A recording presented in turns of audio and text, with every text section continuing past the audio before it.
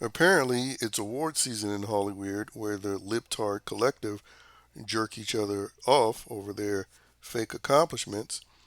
And as you should expect, they're going after conservatives and specifically Trump supporters, and more specifically, Trump. Where you have Vince Gilligan, the writer of Better Call Saul and was it creator of Breaking Bad, talking about how Hollywood needs to become more aspirational and write less villains, make stories about good guys. And basically, when you read the diatribe, it alludes to, villains, coming out on top because of this most recent election. And then you have a Brit cuck in David Tennant, who at the BAFTA Awards specifically did a monologue calling the U.S. president a villain. Now, I should remind you, David Tennant apparently is sex changing one of his kids currently. And that is a very disturbingly frequent thing that happens amongst pedo weirdos.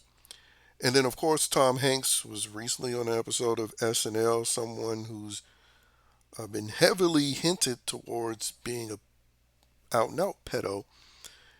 He decided to mock Trump supporters, characterizing them as racist because in the skit he refused to shake a black man's hand. And again, this just continues to highlight why I say Trump supporters, Republicans, conservatives, if they're not voting with their wallet, they are not voting effectively still. Because again, it's all well and dandy that Trump is in office now, so far, doing mostly what he promised. But in the long term, if people truly want this cultural shift that they claim to desire, people need to serve out consequences to these, particularly Holly weirdos that insist on attacking a large portion of Americans, especially when we know that their entire industry is essentially a facade for child sex trafficking.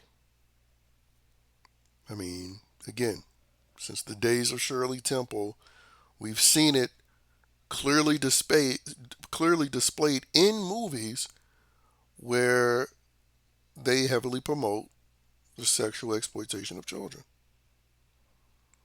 And Epstein Island is just one among many islands that we know for a fact that these Holly weirdos attend because there's been a laundry list of former child actors that have complained about the sexual predators in Hollywood, but nothing is done about it because they're children or they were children, and we know that liberals in general, let alone Holly weirdos, they don't take sex crimes against kids seriously because they support them. And so when these are the people who then have the audacity to constantly lecture you and call you a villain, well, the only proper response is to permanently boycott them. Simple as that. That's why I personally just get annoyed when people try to push this idea of saving Hollywood. You know, return it to what it once was.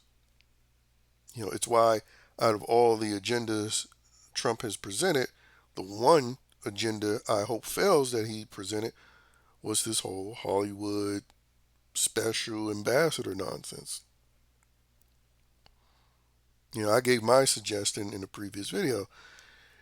If anything happens with that, I'm hoping that it's a plan to create an alternative to Hollywood, not trying to save these demonic bastards who all should be under, or their industry should be under criminal investigation with a large list of these celebrities, and behind the scene workers being on a list.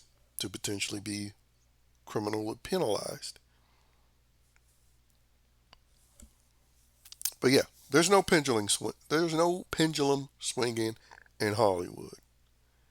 It's like expecting liberals to change for being the authoritarian degenerates that they are.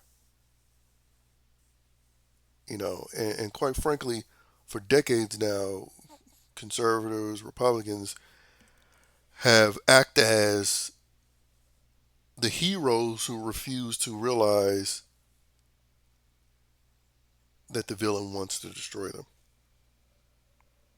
And so, in a lot of ways, as I've stated before, especially on my channel that's now been deleted, conservatives, Republicans have been great enablers of a lot of the agendas that we're now having to combat.